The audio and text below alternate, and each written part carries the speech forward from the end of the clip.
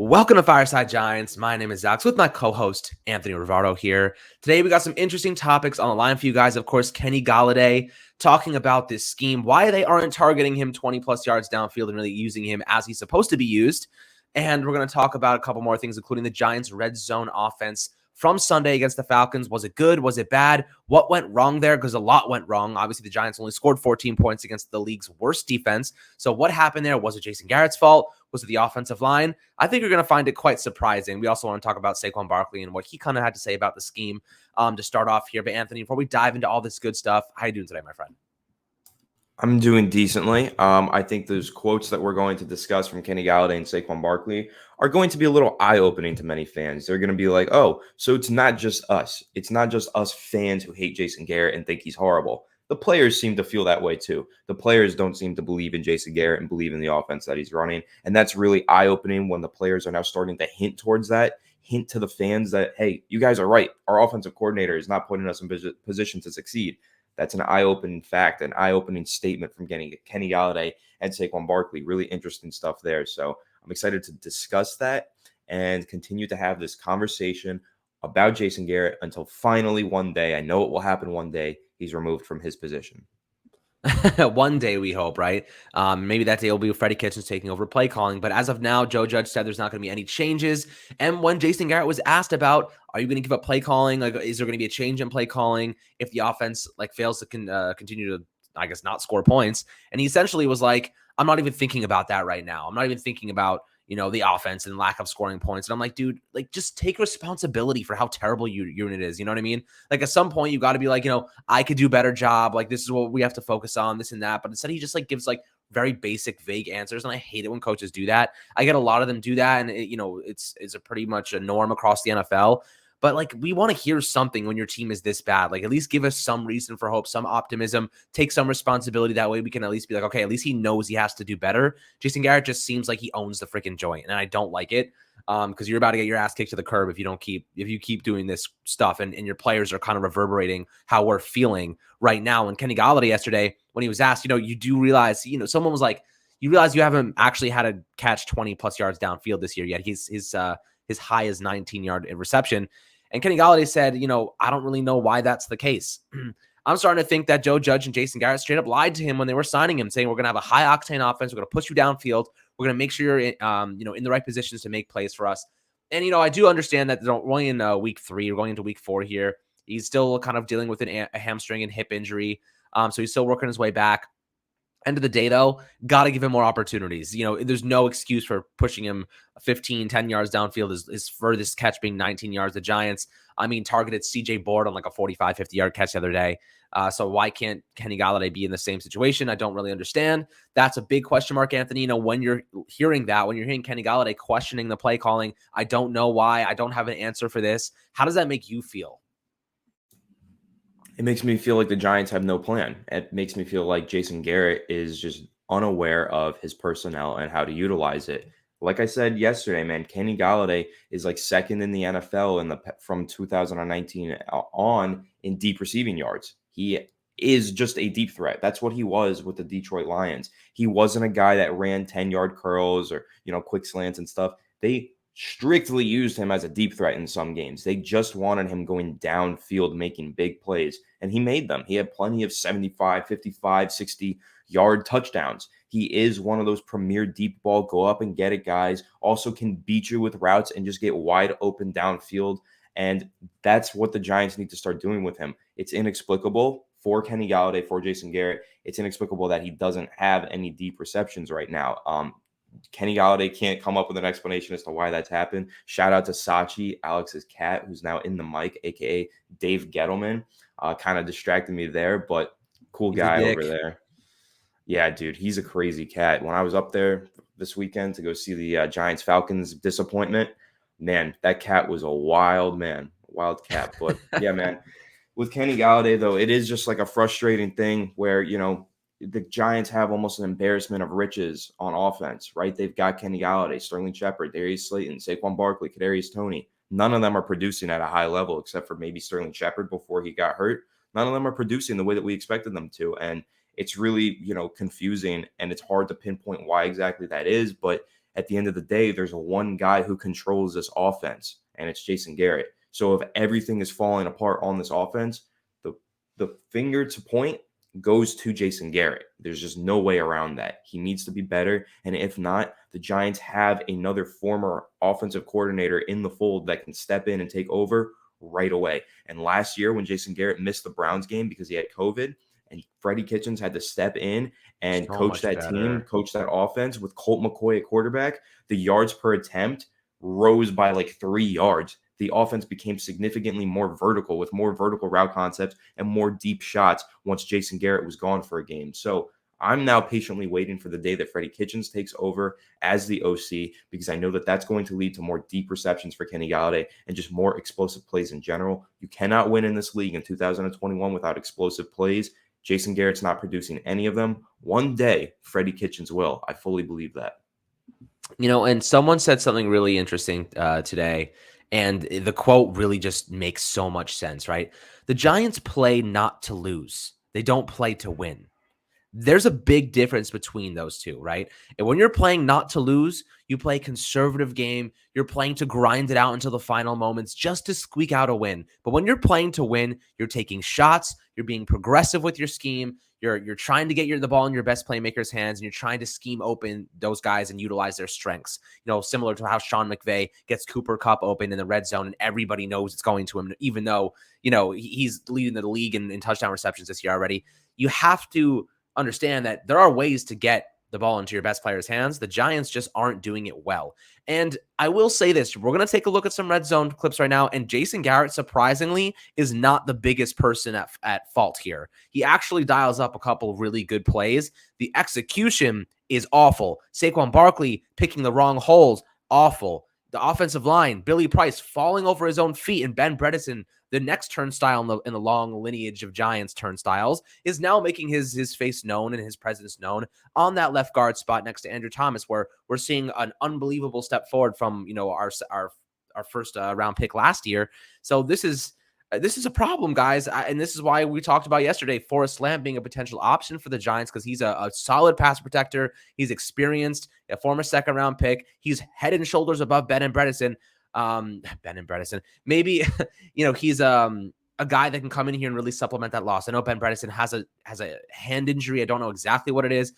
It's probably going to keep him out this week. They went and signed like Wes Martin off of Washington's practice squad. I don't think that's enough, guys. Matt Pert, they're trying to cross-train my left guard. Who knows how that's going? I don't want to take that risk. Who actually is playing left guard on Sunday? I have no idea. I don't know what the Giants are planning on doing. It's probably going to end up being Matt Pert because he knows the scheme. Oh my God, I hope not. You know how I'm going to feel about that. I'm going to have a conniption. You know what I think might happen? This could be a surprise. I think it could be Matt Skura at center, and then Billy Price takes over to left guard. That makes a lot of sense too. That makes a lot of sense too, which is even scary for me because Billy Price is a disaster. A disaster. That's how I feel. Bro, let's get into Halloween. We're getting to Halloween soon, and I might be Billy Price going to scare the shit out of some people. That's a good one. I thought it was a pretty good joke. That was a great one. That was a great joke, Alex. That would scare me. If I saw Billy Price, if I saw you dressed as Billy Price, I'm like, he wins the costume contest. That was the scariest costume. Like, you just suck, bro. Get off the field. But yes, you're going to see a clip in this video that makes you cringe, and it's going to be like going through a haunted house. Because it's terrifying that the Giants have this man playing, and Ben Bredeson next to him, another guy who scares the shit out of me because he sucks as well. And he's been our worst offensive lineman through a couple weeks, and we have to trade BJ Hill, who is dominating with the Cincinnati Bengals this season so far. And our pass rush is absolute garbage. They could have kicked Dexter Lawrence inside, kept BJ Hill at the 3 tech, and really used him and Dexter Lawrence. And, we just can't do that because we traded him away for Billy Price, who Jason Garrett over here seems to think is our most seasoned veteran. And he's been here for 3 weeks, let alone the fact that Nate Solder's been here for 3 years. And Andrew Thomas has been here for over a year now. And, it's just Will Hernandez has been here for 4 years. What is Jason Garrett even talking about, man? The guy is out of his mind. Out of his mind. But I will say, we're going to jump over to the red zone stuff right now. And, it's not all Jason Garrett's fault. A lot of other stuff is, but specifically the red zone stuff, not entirely his fault. Yeah, it's not all Jason Garrett's fault. We are putting the overarching blame for the offensive struggles on Jason Garrett, especially the lack of explosive plays.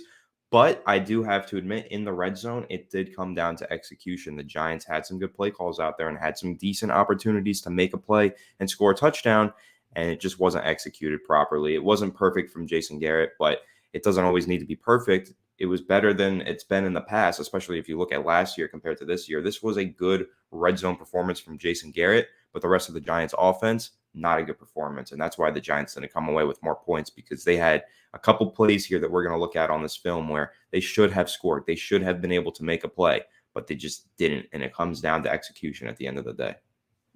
Big facts, big facts. Let's jump over to the film right now, my friends.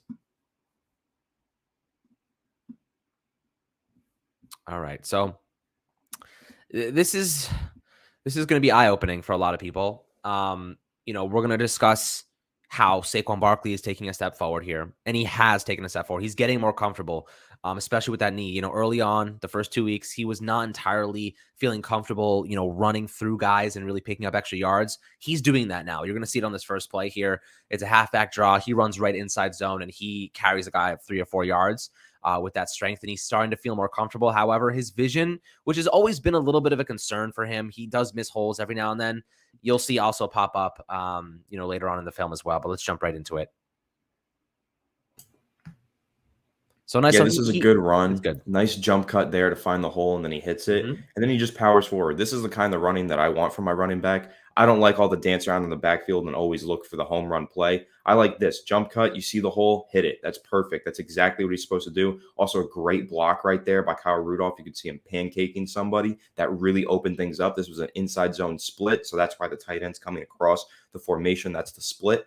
Opens up a nice hole. Saquon Barkley hits it. Don't exactly know why Darius Slayton is an inline blocker on this play. Feel like if you have a tight end or anyone like strong at that position, this could have been a much larger run, because the guy that ends up tackling Saquon is the guy that Darius Slayton was blocking. Obviously, it's a cornerback, so he's able to run through him and pick up some extra yards. But this could have been like a 20-yard gain if the Giants would have designed this play just a little bit better. That's just one of my little nitpick, right? Because I think they pull Slayton in motion. Yeah, Slayton's in motion. Then he's sealing the edge. Slayton should not be sealing the edge there. A tight end should be sealing the edge. That could have been a huge run, but it was a good run. I really love the way that Saquon, his vision on this play was actually elite. This was a great example of good vision from a running back.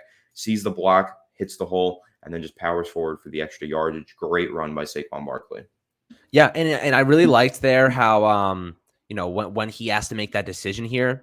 He's going inside. He gets the decision here. Am I going to bounce this all the way to the outside, or am I going to take what the defense is giving me? He sees that defender, and he makes that decision to cut inside and really grinds out an extra couple of yards. I think that was the right decision. That's something that we've seen Saquon do in the past that was wrong. He would bounce it outside. That's exactly how he got his knee torn up. He bounced it to the outside. Eddie Jackson jumped on his back and really put too much pressure on him.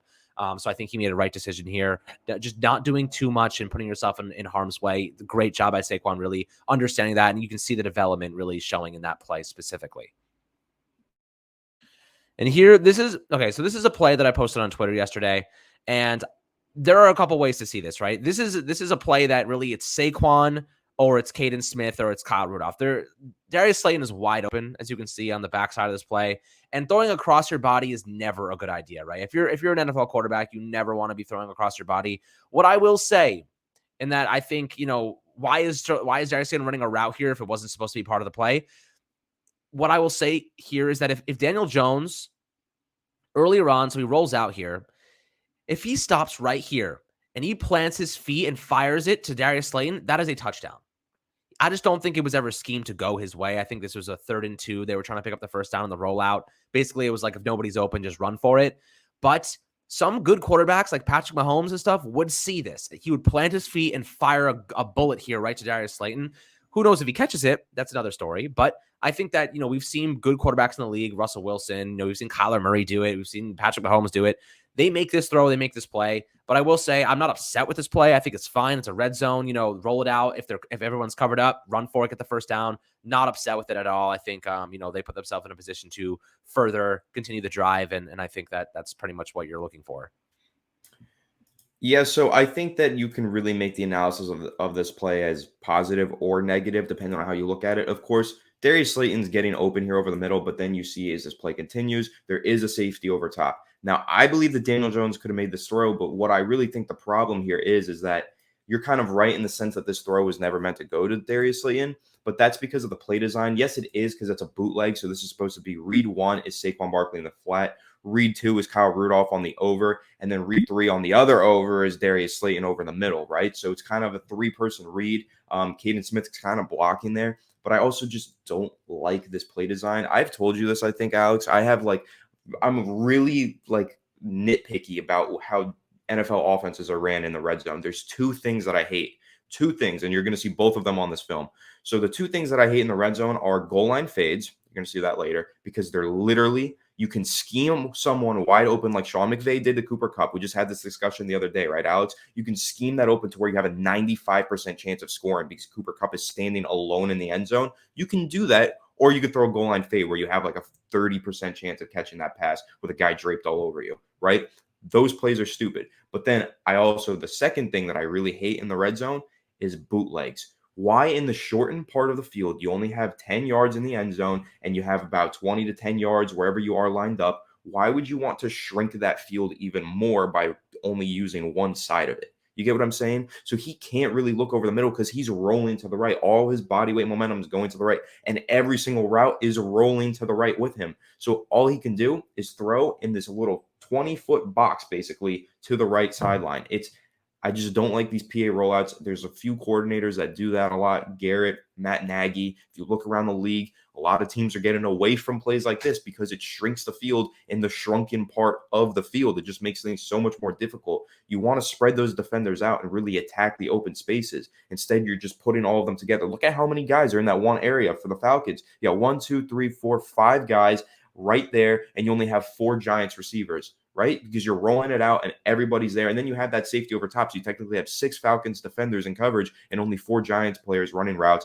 It's just not a formula for success. I don't like this play call. Hate to get super critical. I'm not even blaming Jason Garrett completely. This is like a staple in some NFL offenses like the Bears as well. I just think these plays are stupid because they make things so difficult. You're asking your quarterback to look from 1, 2, 3, and then all the way to 4 across the middle of the field is Darius Slayton. Like, he's never going to get to that read when he's being rolled out to the sideline and he has that kind of speed. He's just going to take this run. So Daniel Jones, yes, he should have made that throw. I do think it's a makeable throw. You can also say this might be a little bit of tunnel vision because I don't even know what Daniel Jones is actually looking at on this play. I feel like he should have made it back to that read, but he didn't. He picks up the yardage. He does a fine job with that. Of course, that window did close, but also look at Kyle Rudolph. If he throws that pass at Darius Slayton, Kyle Rudolph might just jump up and try and catch it himself because the spacing on this play is horrific. This is a horribly designed play by Jason Garrett, in my opinion. And that's really my rant on that because I actually think this play could have been a lot better, or you could have just called a different play to put players in position to succeed. But when you're just doing one of these rollouts, you're making things difficult for your quarterback and you're putting your receivers in horrible spacing positions. Yeah, again, 3rd and 2, I think they were just looking like, clear out that zone, let DJ run for it. So maybe that's what they're thinking. But if they continue to do this when it's not the red zone, when it's not 3rd and 1, 3rd and 2, then, then your points really make more sense in terms of just really shrinking the field for absolutely no reason. But for the most part, you're going to see the Giants here and, they do a lot of good stuff. This is just a good play by the defender. You'll see here that Evan Ingram is in motion. He just doesn't get his head around in time, and Daniel Jones has to wait for it. Like right here, this ball should be probably out right here because the defender's still not there yet. But Daniel Jones waits. By the time this ball gets out of his hand, we're talking about the defender's right on him, right there. The defender's right on his hand. You got to throw that a little bit earlier, get your head around. If he gets his head around, if Evan Ingram gets this pass, there's nobody there. It's an easy touchdown, right? And I think, this is something that the Giants have done in the past with Evan Ingram, and not a bad play design at all. I think this is an easy touchdown. This is a pretty good call. It was just a little bit late. Like, they just didn't get, Daniel Jones just doesn't get the ball out early enough. I think he's got to throw this a little bit earlier, give it some loft so Evan Ingram can run underneath of it, but he waits and tries to kind of laser it in there. That's the touch, by the way, that Anthony and I talk about sometimes. Sometimes DJ lacks that touch and just floating it up there, putting it into space, giving his receiver a chance. And it just, he tries to beam it in there too late, and it just defender makes a nice play ultimately.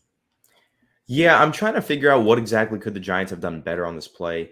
One thing that I'm noticing here is when you watch Evan Engram come across the formation, he goes underneath this defender. Maybe if he goes over this defender, He went underneath and it slowed the defender down a little bit, gave Daniel Jones a little bit more time. But if he goes over, maybe Jones can just throw this ball instantly and get it to Evan Engram. So maybe you could say execution there wasn't so good on Engram's part, which I'm sure all of you are going to agree with because we just like to crap all over Evan Engram whenever we can. Everybody hates him at this point. But also, I think that this is really comes down to just a great play made by, I believe that's Deion Jones, right? Deion Jones is wearing number 6 now, or is he still 45? I don't even know. The number rule, I really hate. I can't stand it. This might be Dante Fowler Jr. I think that's actually who it is. But on this play, what I really think it comes down to is just a great play made by this defender. That's what I'm going to call him now because I don't know what number he is. So, because you see here, Andrew Thomas does a great job. This is a great chip block. Look at that. Andrew Thomas is doing a phenomenal job there. And then he also gets to the second level and makes a small block. Like, this is executed very well by Andrew Thomas in my eyes. But the defender just does a phenomenal job tracking this, seeing the wide receiver coming across the formation, slowing him down just a little bit, and getting in Daniel Jones's face. I just think this is a good play design, good play call by Garrett, everything like that, but just even better play made by the defender. That's really what it came down to me. Yeah, and it is Dante Fowler Jr., by the way. And Andrew Thomas had that man's number all game long. Such a great performance by Thomas. One of the best of his career so far and the best of his season. He really shut him down, didn't really do much, and he got a really nice chip block on him. Gave him enough of a push to get this ball out quickly, and ultimately just wasn't in time. But let's take a look here. This is the play that gets me going. It pisses me off. This is where Billy Price and Ben Bredeson find their Halloween costumes. This is just cringeworthy. This is an easy touchdown. If you could, I'll rewind it to the other angle.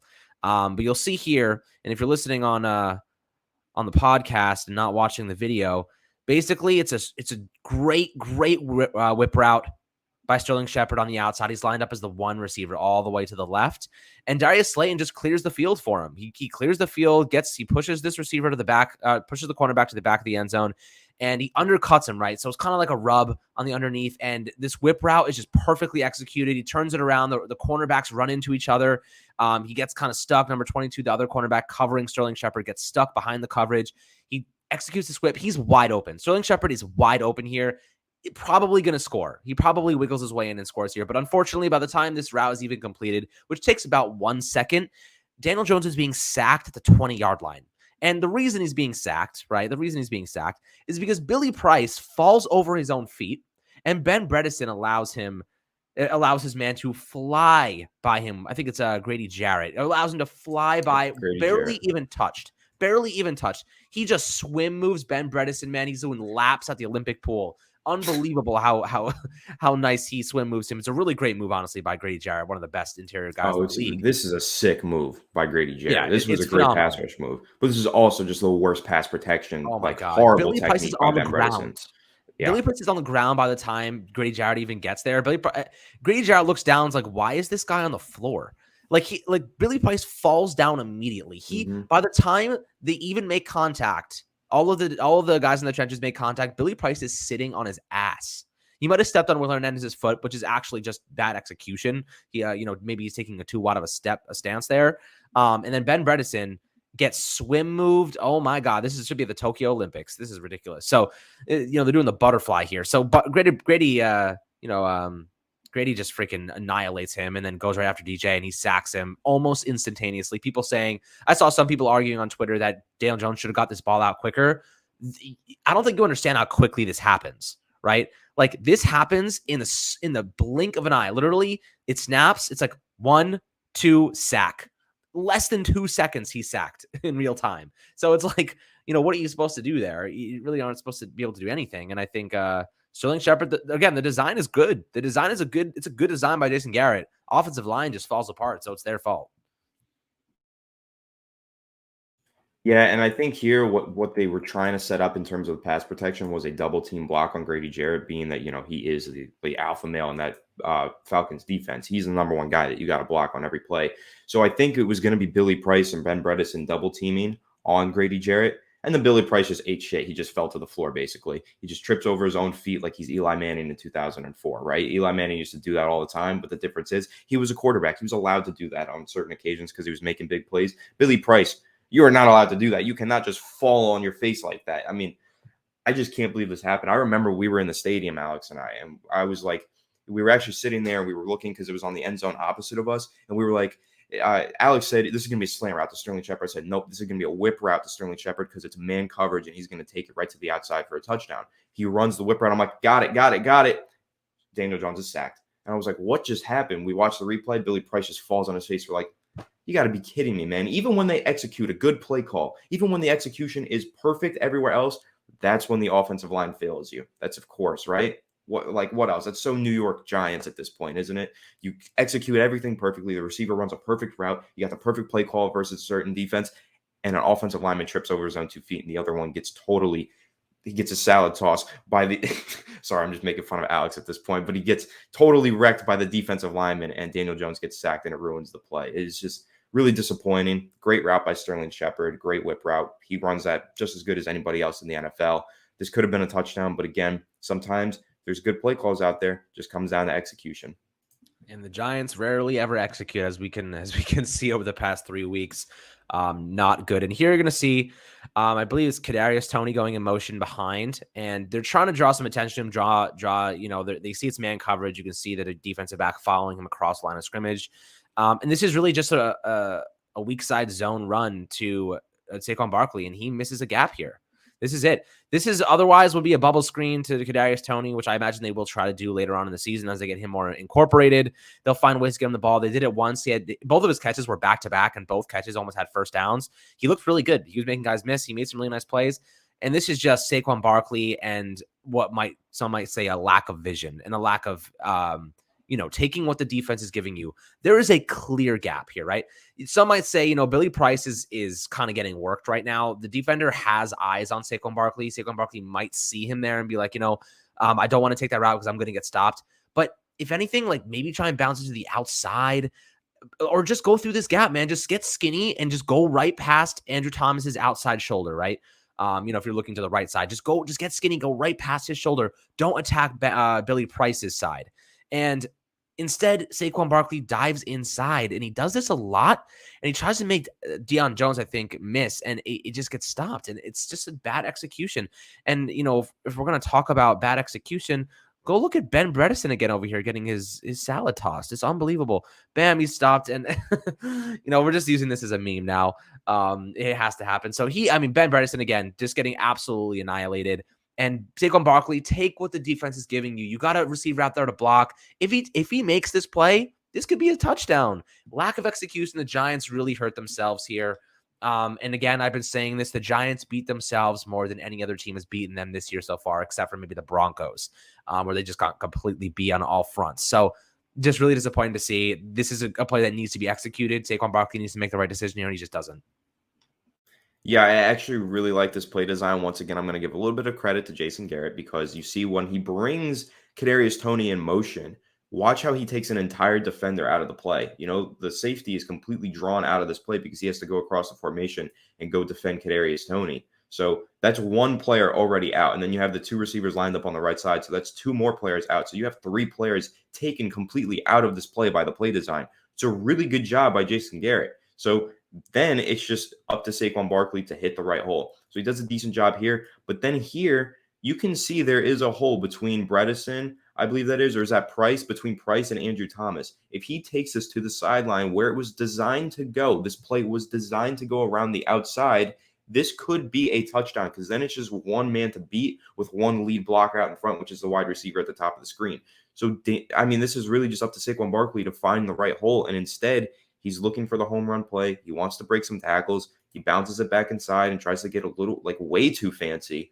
I don't know. I just don't really know what he saw there because we're seeing something, right? We're seeing a wide open lane. I want to see this other angle, though, see exactly what he did see. But on this play, man, I feel like he did have an opportunity to score, and he just wanted to do a little too much at a time. Because right here, this is like earlier in the game when when we were talking about that inside zone split and he hop stepped and then he found the hole and went. This seems like the play where he should see that exact same hole. This is just as big as the other hole, but he tries to come back inside and he's just doing too much, bro. Just go through that hole, or even go around Andrew Thomas. If you're going to bounce this and get fancy, go around the outside, go all the way outside around Andrew Thomas and hit the sideline. And I think we're really talking about a touchdown. I didn't like his decision to cut back inside here. Thought that was weird. Thought he was just doing too much. But that's been a criticism of Saquon Barkley since he was playing at Penn State. So just is what it is. Yeah, it's valid. I also say I kind of would have liked I like them to run this play again, but include an RPO in it because I know, okay, look, it's Evan Ingram here on the interior, that 2 receiver on the right side. If they run an RPO here, which I think that they will notice and they will probably do in the future, you swing Kadarius Toney out, you have that guy traveling with you. Daniel Jones right here, if he looks at Evan Ingram, right, and he fakes his play action right there, and he just pulls that back and fires a strike, Evan Ingram is wide open. Maybe he's able to connect with that. Maybe he takes that to the house for all we know. He beats one defender and takes it to the house. So something that the Giants can probably continue to incorporate. Of course, we didn't see as much RPOs. We didn't see as many read options. We didn't see any read options in this last game against the Falcons after it worked quite well against Washington. So that was disappointing, but you can see that there are good schematics here at times. Jason Garrett dials up a pretty good play. Saquon Barkley just kind of botches it.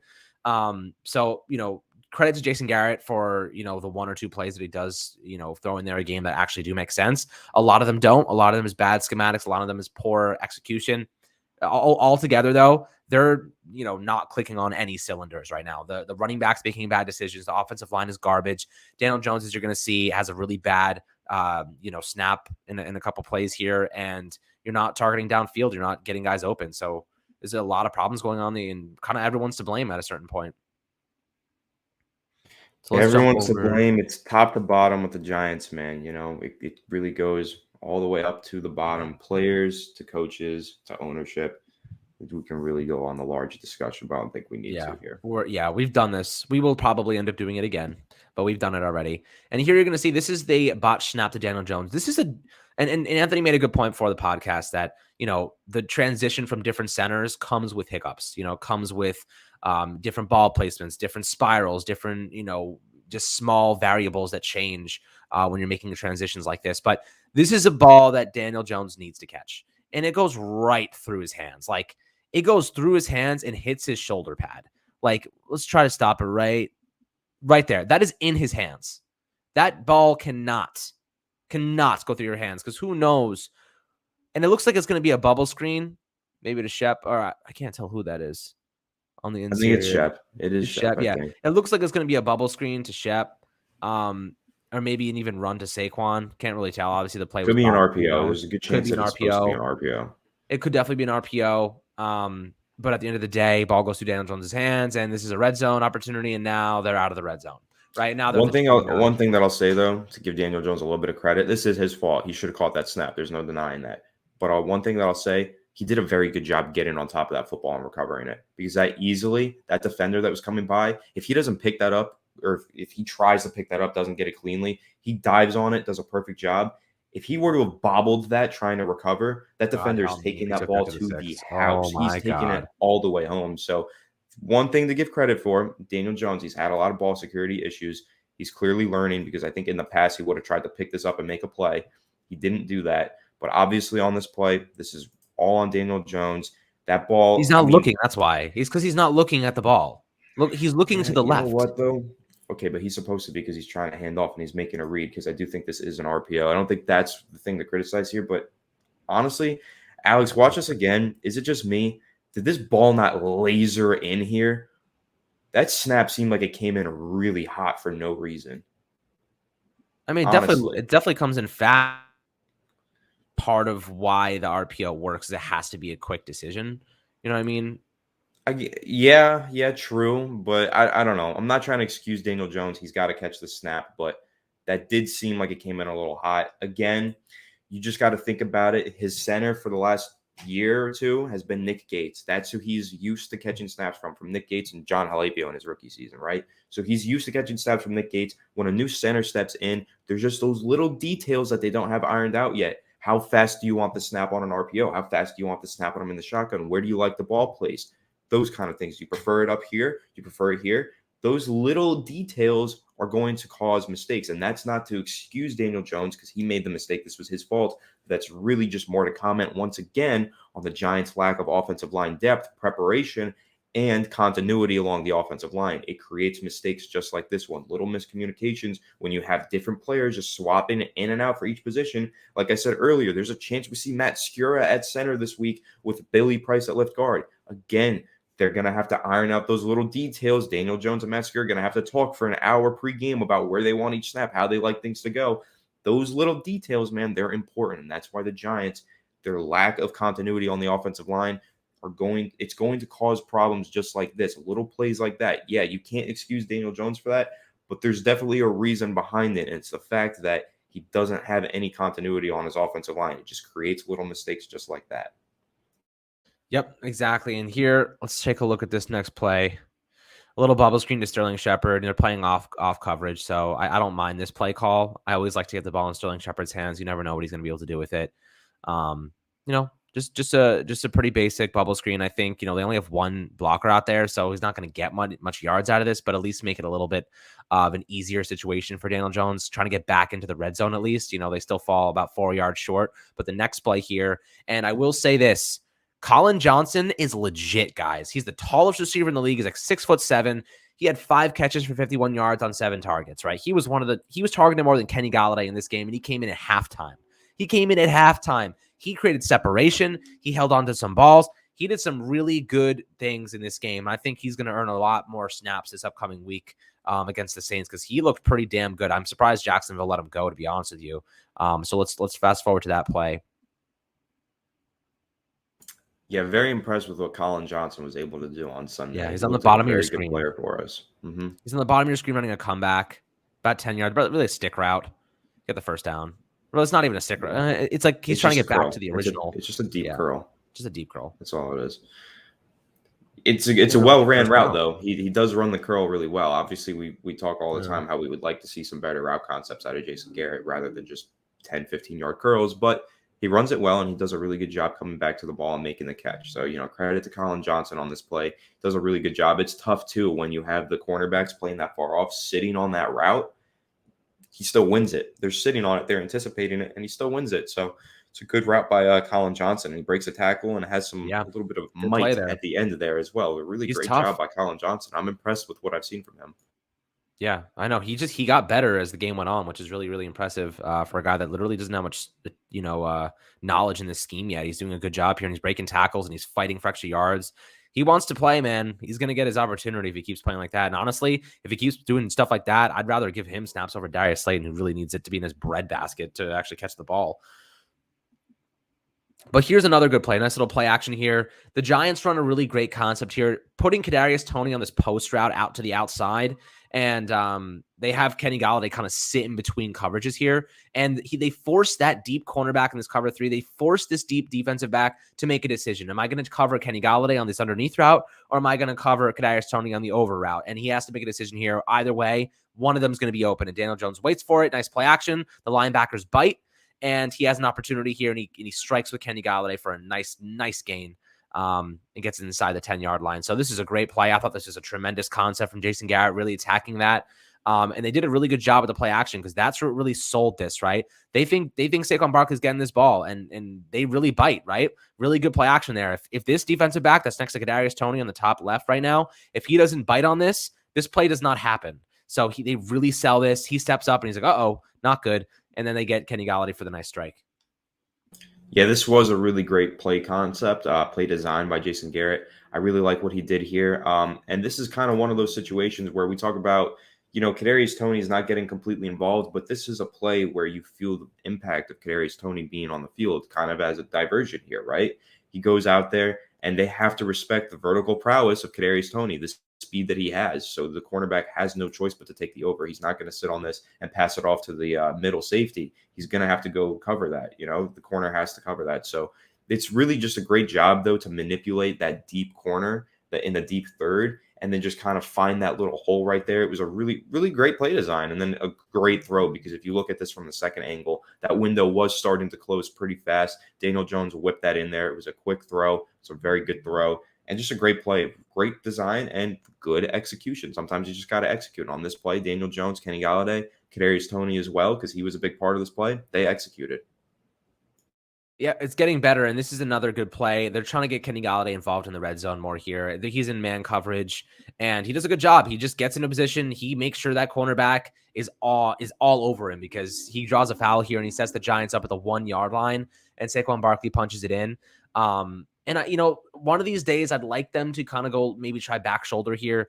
He's pushing into the back. He's trying to get this fade route, and maybe just throw it a little bit closer to the front pylon for me. I know they get kind of scared because a defensive back could jump on it, but we're talking about the Falcons secondary here, not, Marlon Humphrey or James, Ramsey. So, this is a play where I think they could probably, not James Ramsey. His Jalen name is Ramsey. Yes, Jalen Jalen Ramsey. James Ramsey. Okay, Jalen so I will say Jair. here, yes, they did bring Kenny Golladay in to be their big body, red zone threat, deep threat, whatever, the 50-50 catch guy. There are better opportunities to scheme him into the deep threat and the big 50-50 guy. I just don't like goal line fades. It's just a thing. I know there's plenty of analysts that agree with me. They're the least probable conversion rate play in all of football. They have the lowest success rate. Yes, I'm a big analytics guy. You know that. I really am. And the analytics say, stop running this play. So I'm not a fan of this play. I do like that they're trying to get Kenny Golladay involved, but this is kind of like one of those situations where we're like, Jason Garrett, get Kenny Golladay involved. So he's like, oh, okay, I'll throw him the least probable pass in the world. Okay, that's how I'll get him involved. That just rubs me the wrong way. The fact that he doesn't get any targets in this game, really, he doesn't get any opportunities to score touchdowns until Jason Garrett finally says, let's just throw it up to him, throw him a 50-50 ball. Dude, get him involved, not throw him, a slant would have been a touchdown here. A slant would have been a touchdown. Anything probably. This is a time to run a good curl route. You can run to the end zone, then come right back and just put it on the pylon. Then you're scoring a touchdown there. But the 50-50 balls, come on. I get he's a 6'4" receiver. He's strong. It's what he does. He goes up there, makes contested catches. But it just felt it felt patronizing, right? Jason Garrett's trying to appease us. We're like, get him involved. Get Kenny Golladay involved. And he's like, okay, I'll get him involved with a goal line fade. No, that's not what we mean, Jason Garrett. We want to see him take over this offense, be really involved, have some deep targets and everything, not throw him the least probable conversion rate pass in the entire sport. That's not what we meant, Jason. I'm freaking sick of this guy. And I wanted to throw this play in here just because I wanted to get a positive for DJ, 2-point conversion, and he absolutely bulldozes Grady Jarrett, one of their best defensive players, if not their best defensive player. Just watch what he does here, man. Grady Jarrett meets him in this gap, and DJ's like, I'm getting this 2-point conversion. We are tying this game, and he crushes him. I mean, he bends him down. And he was from 4 yards away on that. I know. No, I remember. We saw this was in the end zone. This was in the end zone that Alex and I were sitting in, and we were watching that, and we were both like, dude, we thought that he got tackled. We didn't think he was getting to the end zone. He just put in the second effort. When he got hit, I thought he was going down. He was just going to go down. He was Grady Jarrett, dude. The guy's 330 pounds. And Daniel Jones said, no, I'm Marshawn Lynch. Bam! Take that. And then he gets into the end zone. His ass, man. That was a sick freaking play by Daniel Jones. That was amazing. And that was all heart. He just wanted it more. He just wanted to get in the end zone. He wants to win, man. You love to see. He wants to win. He wants to make plays. That's the type of stuff that you see from Daniel Jones, and you say, I respect the hell out of this guy. I love watching him play sometimes because that was just awesome, bro. Bulldoze Grady Jarrett, incredible play. Incredible, and you love to see it because that's your quarterback. He's trying to win this game for his team. I respect the hell out of it, guys. But I hope you enjoyed this episode of Fireside Giants, going through some red zone offense, taking a look at what went right, what went wrong. A lot went wrong, and a lot of it wasn't Jason Garrett's fault. A lot of it was offensive line play, just poor execution, maybe some decent defensive plays here and there. Bad pad hole picking by Saquon Barkley. But overall, I like kind of where the scheme was in the red zone on some of these plays, but there's still a lot of work to do. It's not about the red zone all the time. It's about getting to the red zone, and Jason Garrett doesn't do enough to get to the red zone in the first place. They only had 3 or 4 opportunities in the red zone the entire game. So that's not enough against the Falcons defense. It's just not enough. We need more.